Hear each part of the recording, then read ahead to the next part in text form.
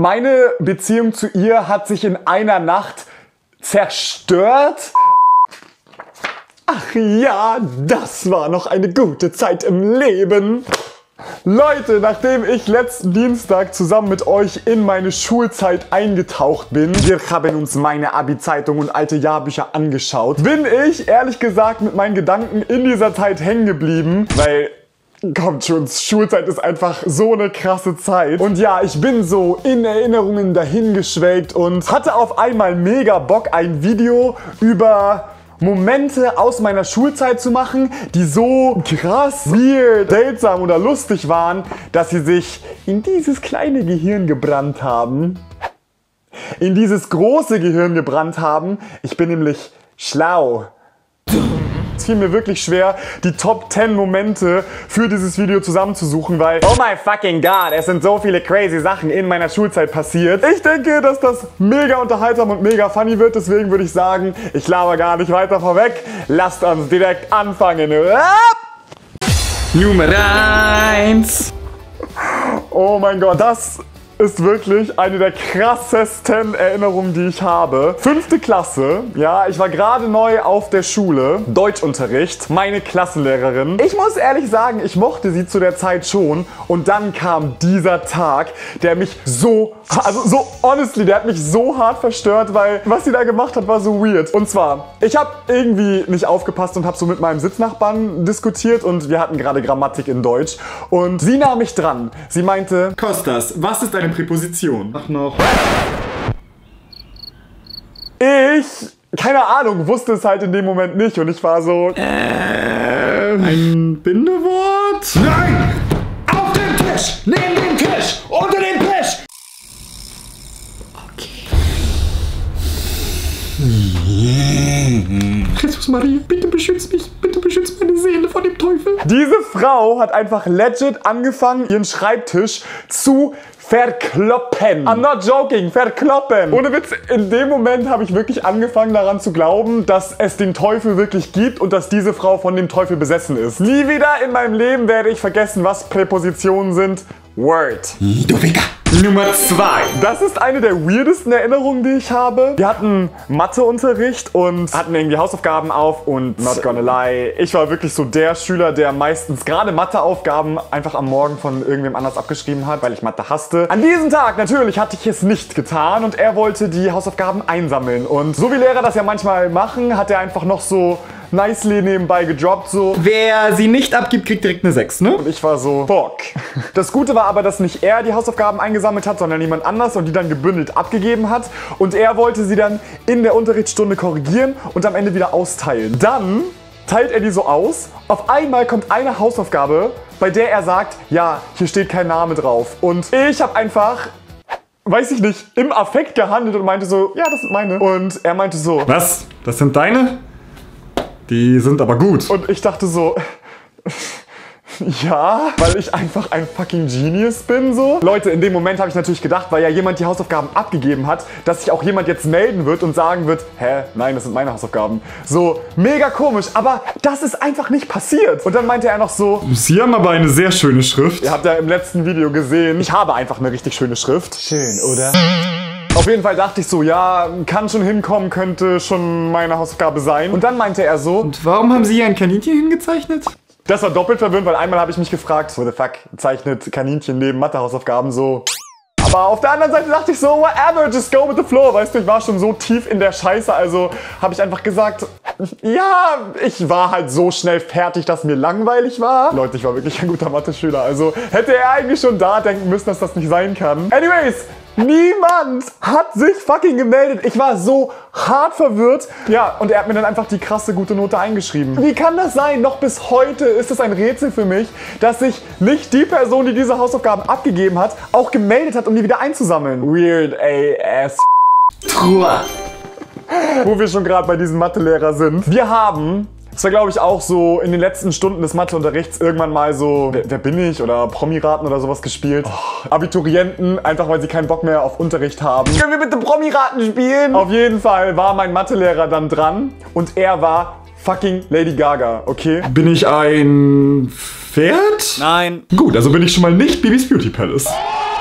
Ich schwöre euch, bei Ivys ungeborenen Welpen. Er wusste nicht, wer Lady Gaga ist. Er hat wirklich gefragt so, wie kann man denn 2012 nicht wissen, wer Lady Gaga ist? Und dann hat er einfach honestly gefragt. Lady Gaga. Arbeitet sie in der Politik? Ich war so schock. Wenn jemand Lady Gaga heißt, Gaga, als ob jemand in der Politik Lady Gaga heißt. Weird. Nummer 4.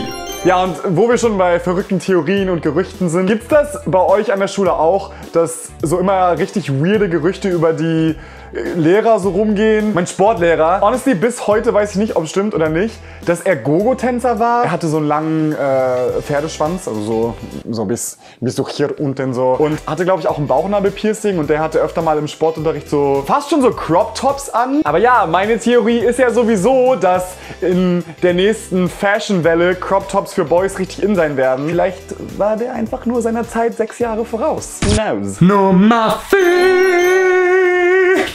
Okay, meine Kunstlehrerin damals, meine Beziehung zu ihr hat sich in einer Nacht zerstört. Nein, ich habe nicht mit meiner Kunstlehrerin mal irgendwas gehabt. Ich hatte mal einen Traum über meine Kunstlehrerin und ich war so verwirrt von diesem Traum, dass ich am nächsten Tag meinem besten Freund davon erzählen musste. Und zwar, keine Ahnung, saß sie irgendwie auf dem Tisch und war oberkörperfrei und ihre Brüste hatten einfach die Form von Bananen. Das waren so richtige Banana-Titties. Ja, wenn du jetzt denkst, dass noch mehr zu diesem Traum hinzukommt. Nein, es war basically nur das. Aber ich war so verstört. Zeig euch mal ein Bild, wie ich es mir vorgestellt habe.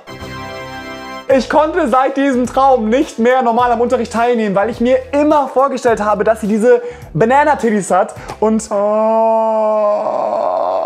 wenn du denkst, ich bin weird, du hast recht. Und um das zu beweisen, erzähle ich dir gleich jetzt die nächste richtig komische Story. Nummer 6. Wir hatten Physikunterricht und ich saß neben einer Freundin von mir und why the hell, ich kann es dir nicht erzählen, habe ich mich so auf ihre Schulter gelegt und auf einmal habe ich so in die Schulter so gebissen und habe so angefangen auf ihrem T-Shirt rumzukauen und sie war so, kann ich vielleicht woanders sitzen? Ich habe hier so ein Lama auf meiner Schulter, was mich gerade voll sabbert. Und dann, Leute, ich lüge nicht, hat sie, also diese Freundin, mich letztens auf einem Facebook-Post getaggt, wo drauf stand, wenn Leute dich random beißen. Und ich dachte so, immer wenn wir diese Geschichte erzählt haben, dachte ich, irgendwas stimmt mit mir nicht. Aber anscheinend ist das a common thing. Ich habe Chancen, dass aus mir in der Zukunft noch was wird. Ja. Nummer 7.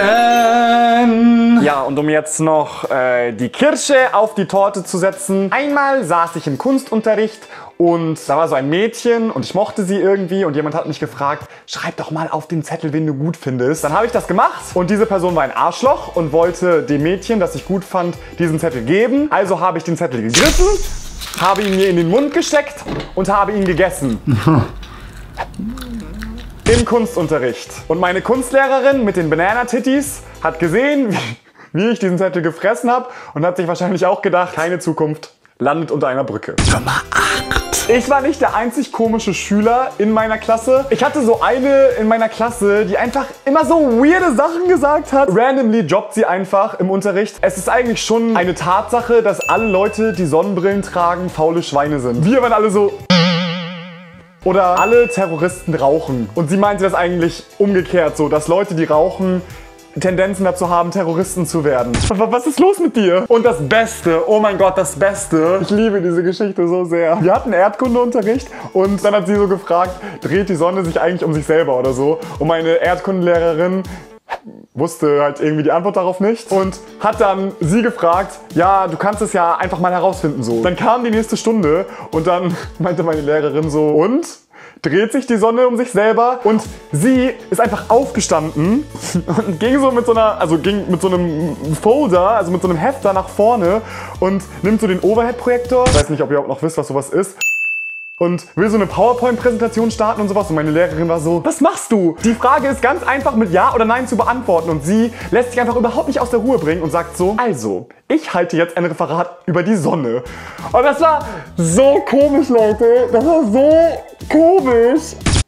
Nummer 9. Findet ihr nicht auch, dass es manchmal schwierig ist, Lehrer so auf einer Skala von irgendwie sind die süß bis zu bemitleidenswert einzuordnen. Mein Englischlehrer damals, der war schon gut, ne? Also, ich meine, ich lebe jetzt in fucking London und ich habe schon das Gefühl, dass ich relativ fließend Englisch spreche. He's done a good job, so. Aber er war einfach so, manchmal so hilflos und so weird. Einmal haben wir so Glückskekse einfach ausgeteilt bekommen, von ihm glaube ich sogar. Und ich denke mir so, wenn du Glückskekse austeilst, dann weißt du doch, was Glückskekse sind, oder nicht? Wir haben die halt alle gefressen und haben uns so alle gegenseitig unsere Sprüche vorgelesen und waren so, haha, voll witzig und so. Und dann fragen wir ihn so, ja, Herr Düd, was stand denn auf Ihrem Zettel drauf? Und Leute, the look on his face, ich werde es niemals vergessen. Er war wirklich so, von welchem Zettel sprichst du?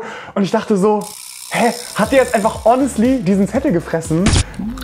Das war weird und bis heute noch einfach eine Geschichte, die ihn so für mich charakterisiert. Nummer 10. Jeez. Das ist eigentlich honestly ein bisschen traurig, aber das war eine Sache, die mir auch so im Kopf geblieben ist und für die ich mich bis heute noch schäme. Also in diesem Jahrbuch, das wir im letzten Video auch zusammen angeschaut haben, gab es eine Rubrik Geständnisse und dann konnte man auch Dinge anonym gestehen. So, wenn man halt so ein feiges Hühnchen war und nicht zu dem stehen konnte, was man gemacht hat. Vielleicht ist hier auch ein Geständnis anonym von mir dabei, aber das kann ich nicht vorlesen, weil Leute das zu schnell zusammenkriegen würden. Anyways, auf jeden Fall gab es hier ein Geständnis, das einfach so krass war. Und zwar, ich gestehe, dass ich einem Lehrer richtig gerne in die Fresse schlagen will. Und ich finde, dass der Lehrer die Inkompetenz in Person ist. Okay, so an sich würde man denken, so ja, whatever und so. Aber wir hatten dann unsere Verabschiedung in der Schule. Und ein Lehrer stand so auf der Bühne und das war so krass. Dann hat er nämlich so auf einmal richtig angefangen, über unseren ganzen Jahrgang so zu flamen und meinte so, dass das so daneben ist und dass wir alle richtige Charakterschwächlinge sind, dass wir uns nicht trauen, den Lehrern so, also ins Gesicht zu sagen, was uns an denen stört und dass es so eine miese, feige Aktion ist, sowas Verletzendes dann hier unter anonym zu gestehen und so. Also ihr könnt euch schon vorstellen, so, ne, der ganze Jahrgang saß da so und wurde so immer kleiner. Und dann, als wäre das nicht genug, sind alle Lehrer, die auf der Tribüne saßen, aufgestanden und gaben dem einfach so Standing Ovations. Die standen wirklich da so, yes, finally sagt denen mal jemand, was für kleine, mickrige Ratten die sind. Oi, oi, oi, oi, oi, Alter. Boah, ich hab mich so hart geschämt. Einfach dieser Zeitpunkt auch, wisst ihr, es war halt so unsere Verabschiedung und wir waren alle so richtig happy, weil wir unsere Zeugnisse bekommen haben und uns verabschiedet haben und so. Und dann wird einfach so diese Bombe gedroppt und wir waren alle so...